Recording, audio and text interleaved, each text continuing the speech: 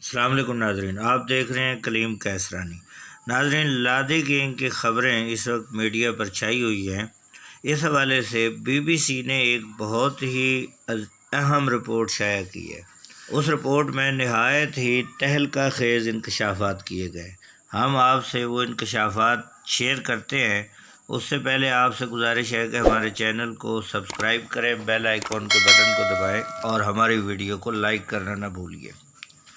دوستو، be B C کے مطابق اس علاقے کا سارا انتظام ڈیرہ غازی خان کے پہاڑی علاقے کا انتظام بارڈر ملٹری پولیس کے ذریعے عمل میں آتا ہے۔ بی بی سی کی رپورٹ کے مطابق بی ایم پی میں جو بھرتیاں ہوتی ہیں اس میں مقامی سرداروں کا اثر و رسوخ ہوتا ہے اور مقامی سرداروں کو ان بھرتیوں کے ذریعے نوازا جاتا ہے۔ بی بی سی کی رپورٹ کے مطابق ڈیرہ غازی خان کا یہ پہاڑی علاقہ تقریباً 30 سے 40 کلومیٹر لمبا ہے اور 6500 مربع میٹر چوڑا پہاڑی علاقہ ہے، جس پر 2,12,000 سے زائد لوگ رہتے ہیں، اور ان پہاڑوں پر بی ایم پی کے 25 تھانے ہیں اور ان پر صرف 329 اہلکار ڈیوٹی پر موجود ہیں۔ لہذا اتنی کم تعداد میں اہلکار اتنی بڑی آبادی کو کنٹرول نہیں کر سکتے۔ بی بی سی نے اپنی رپورٹ میں مزید یہ بھی دعویٰ کیا ہے کہ لادی گینگ ایک عرصے سے ختم ہو چکا ہے۔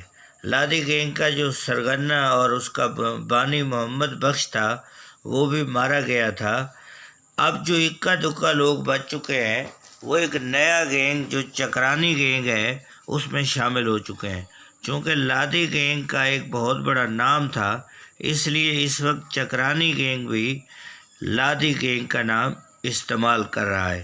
بی بی سی کی رپورٹ کے مطابق اس گینگ کو 30 سے 35 سال کی عمر کا موسیٰ اور 22 سے 23 سال کی عمر کا خودی چاکرانی چلا رہا ہے، جو کہ کھوسا قبیلے کی ایک سب کاسٹ جیانی کا باشندہ ہے۔ بی بی سی نے یہ دعویٰ کیا ہے کہ اس پورے گینگ میں صرف 25 سے 30 افراد شامل ہیں۔